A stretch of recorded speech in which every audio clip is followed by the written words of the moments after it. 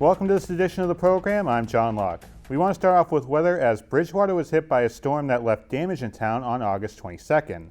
There have been some weather terms tossed around as to what it actually was, but Jeff Fowler provides an explanation of what was behind dangerous weather here in town. Mother Nature brought some much-needed rain to our parched region this weekend, but it came at a cost. When severe thunderstorms flooded lots and roadways while toppling trees and knocking out power to thousands of customers. Those driving around town on Saturday night might have thought a tornado whipped through the region. There were no twisters nearby, but there were some strong winds, possibly related to a micro or macro burst. What exactly does that mean? And what is the difference between these systems, and how exactly do we know whether or not we experienced one of these phenomena? Well, let's break these questions down. For one, severe thunderstorms in their own rights can and do contain damaging winds. If you have enough wind shear and additional factors, you can get rotation, funnels, and eventually tornadoes. However, you do not necessarily need tornadoes to have significant wind damage. All severe thunderstorms can contain damaging gusts. One of the ingredients to severe weather is a strong wind flow aloft, where winds can be blowing at rates of hundreds of miles per hour high above the ground. During a severe outbreak day, you will often see what we call cumulonimbus clouds, high puffy clouds that tower above the surface. Their base is located roughly 10,000 feet above the ground. The tops of these clouds typically reach up to 40,000 feet on average, and in extreme conditions up to 70,000 feet, plenty high enough to tap into those very strong winds. Clouds of these types can also produce hail, which can be as large as golf balls on average, softballs in extreme conditions, and as the rains and hail pour down, they too bring the winds with them, and the results can be quite significant. The aerial coverage, type of damage, and patterns of destruction usually give us a clue on what exactly rolled through. A tornado, for example, will usually leave a path of damage with trees and other objects toppled in a spiral-like pattern in response to the rotation of the funnel. Tornadoes are often evident on velocity radar, with winds moving towards and away from the radar site, and also have what we call a hook echo. Another more common phenomena is a microburst. Similar to its namesake, this features a burst of sinking air that travels through the clouds, slamming towards the ground. When the air hits the ground, it spreads out, moving very quickly, often taking out anything in its path. The taller the clouds, the heavier the burst, the stronger the resulting winds. Microbursts can produce winds as high as 150 miles per hour, and in some cases can also produce more damage than tornadoes. Macrobursts are slightly weaker but can cover a larger area in diameter. Both phenomena are sometimes identified by straight-line wind damage and may have been the culprits to Bridgewater's damage this weekend.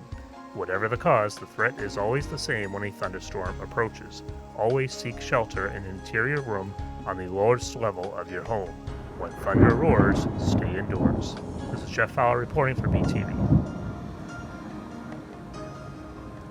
Thanks, Jeff, and thanks to everyone that submitted their photos to us. And a reminder, you can check on weather over on Channel 98 in between educational programming.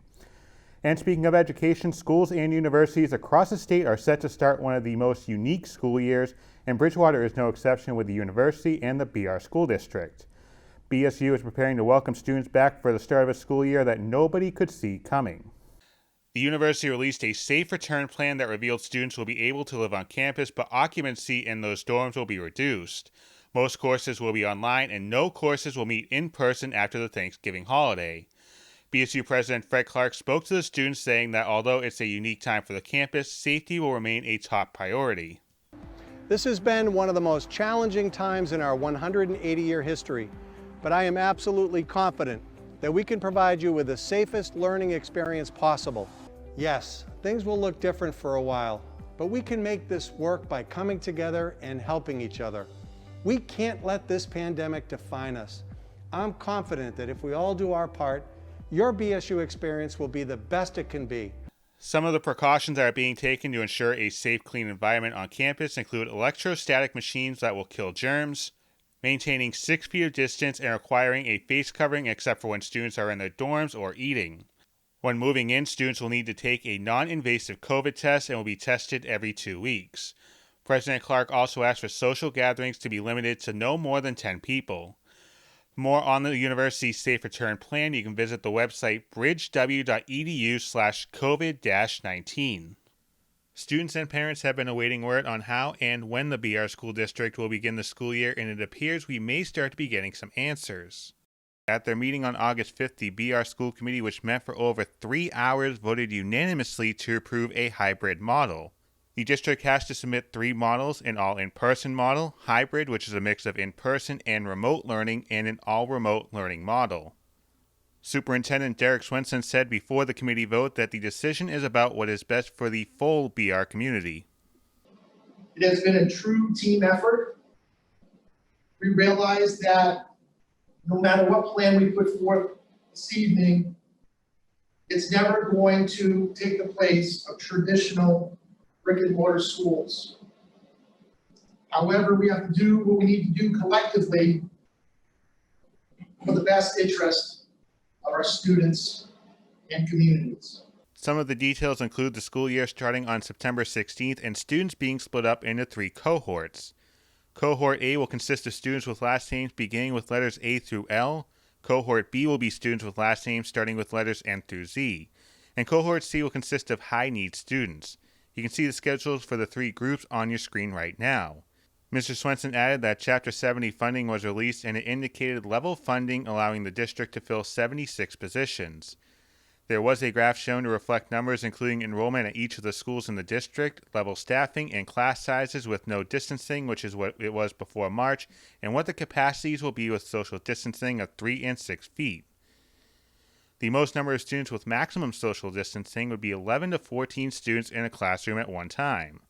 All students and staff will be required to wear masks while in school or inside of a school transportation vehicle. The district's Director of Facilities, Robert Pacheco, said that the HVAC systems are all operating by design and operating at full capacity. He also said that there will be regular and more thorough cleaning done on high-touch surfaces more frequently. Mr. Swenson added that the parents can choose to have the child opt out of in-person learning and go full remote if they feel the child is unsafe with in-person learning. In talking to Mr. Swenson earlier this month, I asked him about masks for students, including what would happen if a student doesn't wear a mask and what role parents can play in preparing their child to return to school. How are teachers going to handle mask situations? Meaning, if a student isn't wearing one, if a student doesn't have one, is there maybe any potential discipline for a student if they raise an issue about not wearing a mask? We want to work with families. We don't want it to become a disciplinary situation right from the beginning. We want to be able to work with families. We want them to have an understanding of, the necessity of masks, especially within, confined spaces such as the bus, as you just stated, or even our classrooms, even being, 4 to 6 feet apart through social distancing. So really the mindset going in is that we're going to work with these families and try to press upon them, the necessity of the wearing of these masks. I was just on a call with the Law Liberty staff. We have been kind of checking in on their faculty meetings over the course of the last week and going into next week about questions that they may have. And Assistant Superintendent Powers started off the meeting by stating, remember, no one has ever started in a hybrid model in the history of education during a pandemic. So meaning that this is going to be new to everybody. Now, you mentioned conversations that parents can be having with their kids about the masks. What type of role do parents actually play in this school year in keeping the kids safe? A very important one. First and foremost, they're the first level of defense in the morning, with the expectation being that, parents really, truly monitor their students before, going on the school bus, before dropping them off. If they are symptomatic, if they feel they should be taking their temperatures, and before they leave the home.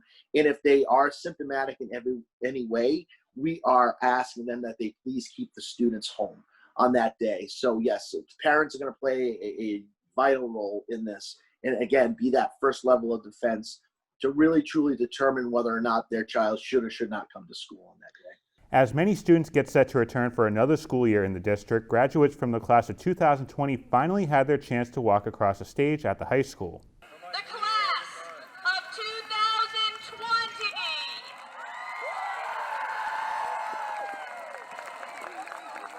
A socially distant in-person graduation ceremony with elbow bumps was held on August 7th. Students wore masks and were sitting on the football field in chairs separated by 6 feet and didn't shake hands picking up their high school diploma, instead picking it up off a table. Mr. Swenson gave a lot of credit to the staff and administration at the high school for pulling this event off. Well, I can't say enough about Angela Watson, the building principal, and her administrative team, and all of our custodial staff and maintenance crew who set up our field with all 6 foot distancing between our students, 6 foot spacing in our stands for the parents and family members. The students were outstanding. I have to say, and I say this all the time, this is, the class of 2020 will obviously go down in history for many different reasons, but they are the most resilient kiddos, I've come across in a long while, and they never complained. They just basically wanted to have their day, and I'm so glad that we were able to give that to them because it was a success. And we get a lot of positive feedback and thanks from the families, and we wanted to make sure that they got their special day that they've earned over the course of the last 13 years in public education. You can watch the graduation ceremony and the virtual graduation ceremony that took place earlier this year on our website, btvaccess.com. We'll have more from my conversation with the BR superintendent coming up later on in the program. It looks like after a few months where we didn't know what would happen with high school sports, we may start to be getting some answers. The Massachusetts Executive Office of Energy and Environmental Affairs released a report deeming sports with low, moderate, and high risks of transmitting COVID-19. The MIAA Board of Directors approved a plan for low and moderate risk sports to play during the fall. This would include sports like golf, cross country, field hockey, soccer, gymnastics, and volleyball, all beginning practices starting September 18th. High-risk sports that typically take place in the fall, which includes football, will be pushed back into a floating schedule. Right now, that would place the season to start on February 22nd, but that, of course, can change. Practices can take place during the fall, though. I had a chance to talk to Matt Noonan from Noontime Sports, which covers New England high school and college sports, about COVID-19 safety protocols in high school, and if coaches would be able to keep those rules in place on the field. The whole mask wearing would be really important. I mean, there's the coaches, I think there'd be a lot of, from like whether it's the high school, like the MIA all the way down to, regional areas or just certain high schools, superintendents probably would have to play, in my opinion, some role of kind of, this is the line where the coach stands, this is where the player stands, and so forth. And, I think there's a liability. I really think there's a liability issue. And I think that's going to be a real factor, if hypothetically you see like a cross country or, maybe like a crew or golf, hypothetically, like they're still going to have to wear face coverings. They're still going to have to social distance. And, I can speak too, because, I ref high school and middle school sports in the state. And, unfortunately there was, there was also the liability about the referees. Could they be carrying the virus? Could the coaches be carrying the virus? You can go around and around. There's so many variables, as we both know. The schools, the MIA is one thing, and the Department of Education and Secondary Education is another thing.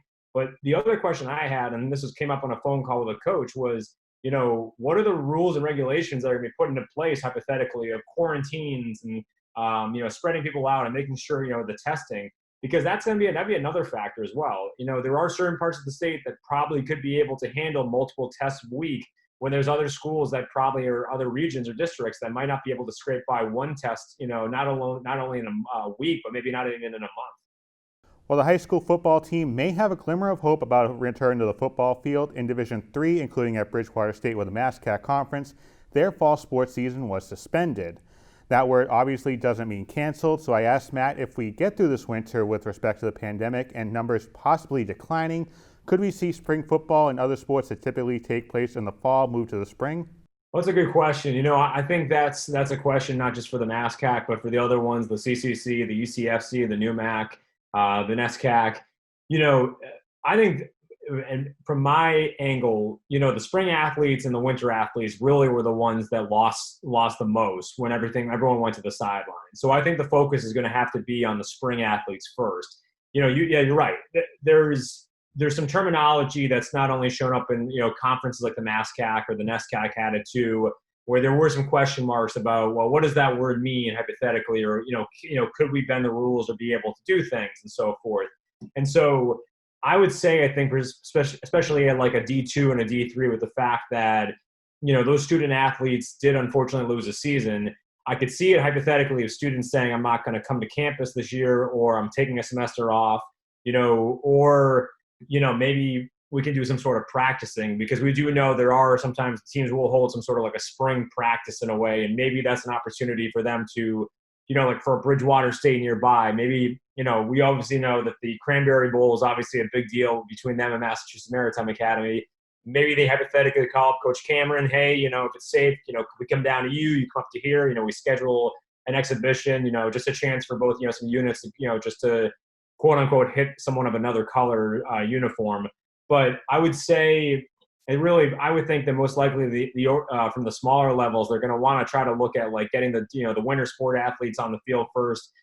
Maybe obviously trying to find a way, obviously, if it was safe, to maybe put the spring athletes and reverse the course. But when the Big Ten and the Pac-12 obviously earlier this week, as we both know, canceled and have talked about the idea of spring sports, there's a lot of logistics. And I think what's also tough, John, is how do you hypothetically tell a student athlete that plays lacrosse, baseball, track, tennis, that for the second year in a row, your sport's going to stand on the sidelines and we're going to put the soccer and the field hockey kids, first. Matt has a website titled Noontime Sports, which features New England high school and college sports. You can read Matt's work on noontimesports.com or follow him on Twitter at noontimesports. We had the full conversation on a special episode of Out of Bounds, and you can watch that on our website, btvaccess.com. We want to turn to the local impact of the COVID-19 pandemic, and the town went a few weeks without an active case of COVID-19, but there has been a small increase to 5 active cases as of August 21st, with 159 cases released off of quarantine. And the number of deaths here in Bridgewater due to the virus remains at 4. The state does provide town-by-town numbers regarding COVID testing and results on Wednesdays. On August 26th, there were just under 8,200 COVID tests for Bridgewater residents since the start of the pandemic, with a 2-week positivity percentage of 1.16%. You can get more numbers from the state by visiting the website at the bottom of your screen. Many communities around the area have been labeled with a substantial risk of contracting mosquito-borne illnesses. Positive mosquito samples for Triple E and West Nile virus were found in Bridgewater and surrounding communities in the month of August, prompting the state to start aerial spraying. The state has Bridgewater and East Bridgewater at a high risk of contracting Triple E, while Carver, Halifax, and Millborough are at a critical risk, and most of the South Shore is at a low risk of contracting West Nile virus. A positive West Nile mosquito sample in Bridgewater was collected on August 7th. On that same day here in town, there are 5 positive mosquito samples for Triple E. As of this taping, there have been 2 positive human cases of Triple E in Plymouth County. We know one was in Millborough with a male between the ages of 10 and 19. There was another male that tested positive for Triple E who was between the ages of 90 and 99.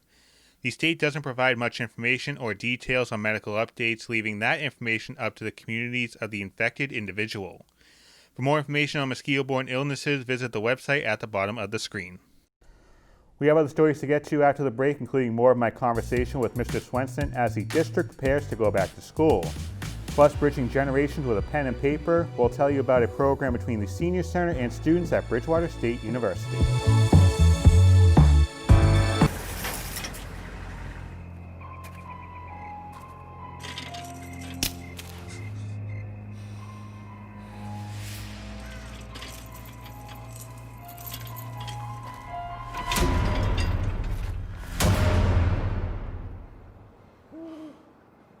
If you don't fix them, sparks from dragging tow chains could cause a wildfire, and that could be scary. Ah, Smokey! Only you can prevent wildfires.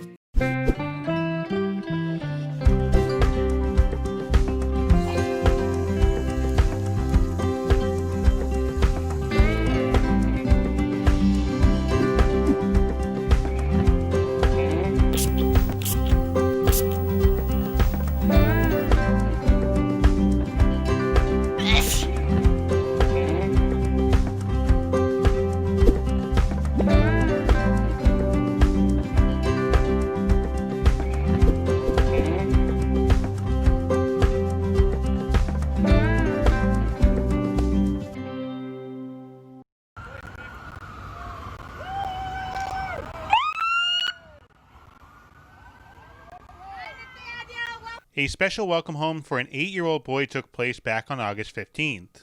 You may remember hearing about a child who was hit while riding a bike by a FedEx truck near Scotland Industrial Park back in May. His name is Nathaniel, and he was brought back home from the hospital in style with help from the Bridgewater Fire Department and Boston MedFlight Extreme Limo and Shuttle Service. And as you saw in that video, family and friends were lined up on the side of the street to welcome Nathaniel home after nearly 3 months in the hospital. One of America's historical treasures is open once again. The Mayflower II, a replica of the original ship that brought the Pilgrims over to the U.S., has finally docked in Plymouth after a 5-year restoration in Connecticut. Brian Berard has more. People gathered last weekend to see the Mayflower return to her home in Plymouth. The Mayflower underwent a 5-year, $11 million restoration at the Mystic Seaport Museum in Connecticut. The Mayflower's restoration began back in the winter of 2014 and was completed last year, and her return home in 2020 marked the 400th anniversary of the original Mayflower's arrival here in the United States. Nearly 75% of the ship is brand new. The ship was nearly stripped down to the skeleton and then built back up after years of exposure to the natural elements. The Mayflower replica is now open to the public, and to manage capacity and safety, admission will be timed. Advanced ticket sales are encouraged online at www.plymouth.org. Masks or face coverings are required for all staff and visitors. The PanMass Challenge has changed this year. The charity bike ride, which has 10,000 riders riding from Sturbridge to Provincetown, has riders this year celebrating the spirit of the race close to home, and that's what a couple of riders did right here in town. Jeff Fowler has more. As the calendar flips from July to August, riders throughout the region are used to bracing the searing sun and high temps as they bike across the Bay State while raising thousands of dollars for the Dana-Farber Cancer Institute. Like many events in 2020, the PanMass Challenge was a little different this year. The at-home virtual ride had many cyclists thinking outside the box as the PMC was reimagined. If you were near the Common on Sunday morning, you may have caught local riders Pamela Curley and Keith Buell sweating out day 2 of their ride. On training bikes, Pamela completed just over 192 miles on her 3rd year of participating, and this avid Bruins fan had some competitive inspiration from Bridgewater's most popular Habs fan, Keith Buell, who embraced the heat and humidity with his always positive attitude. The pair teamed up to raise over $700 for the morning's effort. Several friends stopped by to safely show their support and even join in the ride. Angels in America pitched in to offer some snacks for those who visited. Due to the pandemic, there were no large crowds on the route this year. Donations are still being accepted, and if you'd like more information, you can log on to pmc.org. Earlier in the program, we showed you an excerpt from my conversation with BR Superintendent Derek Swenson as the district prepares to return to the classroom for hybrid learning. Right now, we show you another portion of the interview where we talk about staff potentially opting out and what could happen from an educational standpoint. We also discuss the district preparation for all virtual learning should conditions call for it. How does the district approach a situation maybe where a teacher or a staff member maybe chooses to opt out of in-person learning for one reason or another? Sure. So we do. So again, the Department of Elementary and Secondary Education asked us for 3 models. We have 3 plans in place because it's a very fluid situation. In any given time, we could go back from, say, a hybrid, and then if Governor Baker comes out and says because of a health risk throughout the Commonwealth, we have to move to a remote, we'd have a remote plan. And then it could be that the data shows that the curve is flattening again, and we'd have to go from remote back to hybrid. It could be a situation at some point, if a vaccine comes out, that it could be a situation where we go from hybrid right back to a full reentry. So we have to be fluid in what we are doing. So with that being said, we did plan for a remote option for our parents who did not feel comfortable, sending their students back in any form, whether it be a full reentry or the hybrid model that the school committee voted in on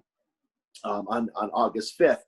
So we have worked with, for our grades 6 through 12 students, the state provided us with 3 companies and 3 vendors that provide a learning management system platform. And the one that we have moved forward with is a company called Ingenuity, and they will provide the remote learning piece. but it will be facilitated and monitored by a Bridgewater Rainham teacher.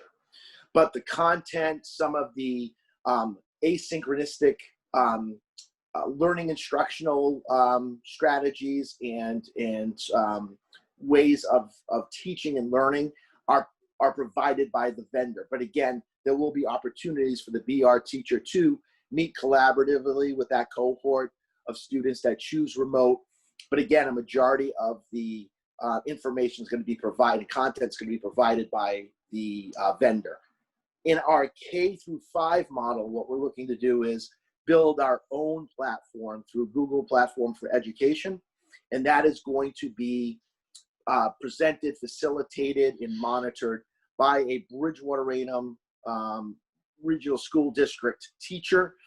We are either looking at having one of those options by grade level, a kindergarten, a first, second, third, fourth, and fifth grade, or depending upon the numbers, it may be a teacher who handles the K through 2 students. And then there may be a teacher that does 3 through 5. So it might be someone who's specific to a grade level based upon numbers, but if the numbers are a little bit lower than expected, they might have an individual that goes cross grade level. So the fact that the district has had a few months now to work on a hybrid model or an all virtual model compared to back in March, where it seemed like we were kind of learning as we went, do you feel like the district is a little more prepared now if we do end up going all virtual? When anything's new, I think you learn the most by the mistakes you make, right? And I think we're not the only district in the Commonwealth that's feeling this way. I think we learned a lot from the process of what we did not know about remote learning. We also learned a great deal through the surveys that we sent out, not only to our parents, but also to our staff in regards to what we needed to do to make this, if we were going to go some element of remote, whether it be remote for a few days within the hybrid model, or if we end up totally remote at some point due to a spike, that we realized that it had to be a much more robust program from a remote standpoint. So with that, being this case, you learn from your past practices and your mistakes. You also learn from information that's provided to you through people who viewed it through a different lens, the parental lens and through the staffing lens. And what we've actually done is taken that information and that information has helped drive our planning and our decision making.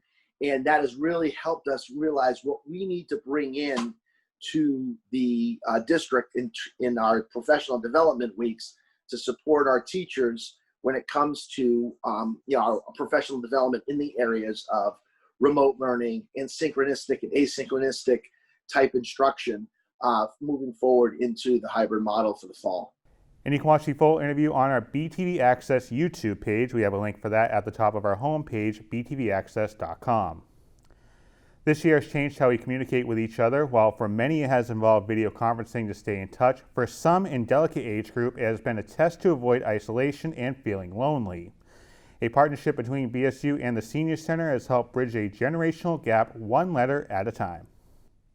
In the midst of a pandemic, we have been told to socially distance ourselves and isolate from friends and in some cases our families.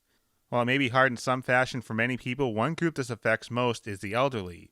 The Senior Center has become important for members of the community ages 60 and up over the past number of years with different parties, games, and important needs being met by the staff. Unfortunately, due to the pandemic, when the shutdown started, the opportunity for face-to-face interactions couldn't happen anymore, sparking a difficult time for some.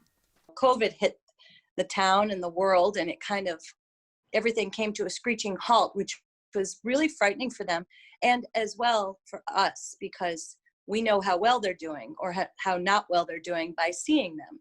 We can talk to them over the phone, or a lot of them have been emailing. However, you can gauge someone's wellness much easier, face to face. Earlier this summer, a partnership was started between the Bridgewater Senior Center and Bridgewater State University's Martin Richard Institute for Social Justice. Out of that partnership, a pen pal program linking senior citizens from around the community and students at the university. Really the opportunity to for both sides, for seniors and for students, to reduce that isolation and to continue the connections between community members, build a sense of community, reduce isolation. I think that was a really big component for both sides, for wanting our students to be supported and do something important, but then also seniors to have that support system and engagement. When the opportunity to take part in a pen pal program opened up at the university, the students I talked to took advantage of the chance to become an important part of the lives of seniors here in town.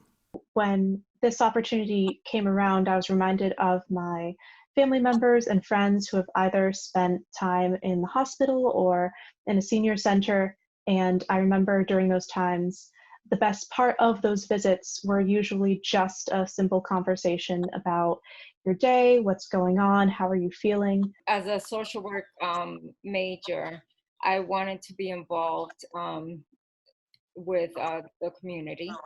I've never worked with seniors before, so it was a new opportunity for me. Again, as a social work student. The Martin Richard Institute for Social Justice has demonstrated community outreach over the past few years, working with the Old Colony YMCA in Brockton and My Brother's Keeper. When the Pen Pal partnership started, Laura said around 50 students wanted to take part during a time where remote means is all we really have. I think that was just such an indication of how much they want to get involved and give back and be connected during a time that might say differently, might say that we need to be, more separate, but really to build those bridges and build a community. And it was really inspiring to see where else, as we're shifting into this virtual world, as we're shifting into remote service and community engagement, it opens up opportunities. It doesn't shut things down. It might not look the same way that it's looked in the past, but students are eager to stay connected. And I think community partners are realizing the different ways that they can utilize student support, and students can grow from those opportunities as well. So far, according to Council on Aging Director Emily Williams, the feedback received has been great. The Senior Center did take part in the Pen Pal program in the past with elementary school students, but with college students on the other side of the paper, it allows for more honest writing. It's just been incredible, the feedback that I've received, that the staff has received from the seniors, saying we're very thankful that you started the Pen Pal program again. It's very different now with college students, so they can express themselves and use bigger words to describe how they're feeling. And a few of them are identifying themselves as lonely, as depressed. And, those are, the beginnings or deep down inside mental health issues that they've had or are newly founded because of COVID. And I always refer back to this hashtag or whatever that I learned, we're isolated, not lonely. Mm-hmm. And sometimes I want to reverse it to say we're lonely and isolated, but it's not true with everybody. Set apart by a computer or a pen and paper, students and seniors, by communicating with each other, have closed a generational gap and potentially changed lives. I can see myself building a lifelong friendship with my pen pal. I have I'm pretty sure they're all amazing, but I'm gonna say I have one of the most amazing pen pals. She is so talented, and she's just been so graciously sharing her poetry with me, and her wisdom, and you just learn so much from them. And they are she's been definitely grateful that I like to write instead of emailing, because she likes, the old-fashioned way of receiving a letter. So we've been doing it that way. But we've been sharing not only our hobbies and our interests, whether that be through talking about our history, honing a certain interest, or sharing pictures of the arts and embroidery that we both like to do. I've also gained a really interesting perspective on the differences and similarities between my student life at Bridgewater and her life as a student, since she actually did attend the university when it was a college. I've heard from students, I check in periodically with them, how things are going, how our letters back and forth, and just the excitement students have expressed. I had a few saying, we ask that they at least write at least one letter every 2 weeks, at least. And 2 students wrote back and they said, can we write more? Like, we want to write more. And so I think just that excitement, and especially, you know, as we're continuing, you know, life is changing every single day. The pandemic is changing things every day. So I think we know that this is going to be something continuing, and something that once that match is made, it's so up to the match to continue it and make it as, you know, vibrant or, you know, as lively as possible. And Carmen said that she met up with her pen pal for a socially distanced, safe meeting over coffee, and that's just one student's feedback. Overall, the feedback has been tremendous, with many saying it has served as an educational experience and an opportunity to have conversations that are interesting and inspiring. There are over 20 established matches in this program, and the Martin Richard Institute for Social Justice has been reaching out to other towns to establish more pen pal partnerships. To find out more about the great community outreach from the Institute, visit their website that we have for you at the bottom of the screen. We had a great conversation about this partnership, and you can view it in its entirety on our YouTube page.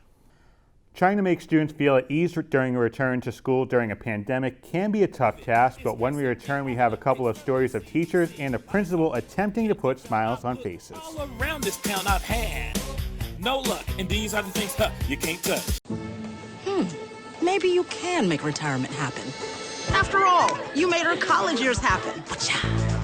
Opening that education savings account when she was little. Spearheading a campus tour. And another, and another, and another, and another. Bam! Deciphering financial aid. She was like, what? And now she's like, you aced planning for college. Now get the tips you need to get on track at aceyourretirement.org.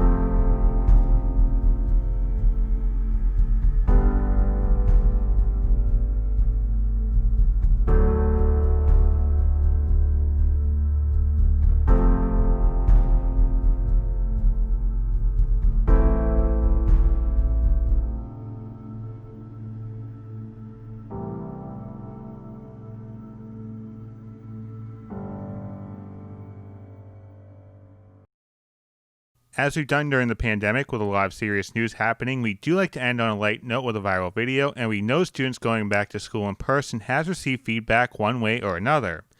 A high school principal in Alabama did open the doors, and he wanted to share safety tips with a remix from a familiar and popular song. My coronavirus hits me so hard. All the teachers say, oh my lord, COVID is stressing me. All the updates from the CDC, Lysol can't be found. I've looked all around this town I've had no luck, and these are the things you can't touch. This is Childersburg High School Principal Quentin Lee, and he made the video to share some joy and deliver safety messages for students who are set to enter a new classroom environment with social distancing and hybrid learning. Lee told an Alabama news outlet, everybody needs love, regardless of political party or ethnic background. If we can allow people to laugh and forget about their problems, then we've accomplished the goal. As you heard in the excerpt, the video reminds students about social distancing, wearing masks, and washing their hands. This has been viewed on Mr. Lee's YouTube page over 5.6 million times. And you may have seen this story on the news, as a couple of Florida teachers are making social distancing a little easier by giving their first grade students Jeeps. This is in DeLand, Florida, as Patricia Dovey and Kim Martin spent a week turning students' desks into Jeeps using 3-sided plastic dividers, construction paper tires, headlights, and license plates. With the dividers surrounding students, they'll be able to remove their masks while sitting at their desks. Kim Martin told CNN, we had a little meet the teachers session, and we gave them the keys to their car and told them, just like in a motor vehicle, you have to stay in your car at all times and wear a mask when you get out in case you come across hazardous conditions. So we're playing on this vehicle concept to turn social distancing fun and more kid-friendly. And that's all for this edition of the program. A reminder, you can watch Bridgewater Now and local weather forecasts on our social media pages. We have the usernames for those sites on the screen right now. I'm John Luck. Thanks for watching.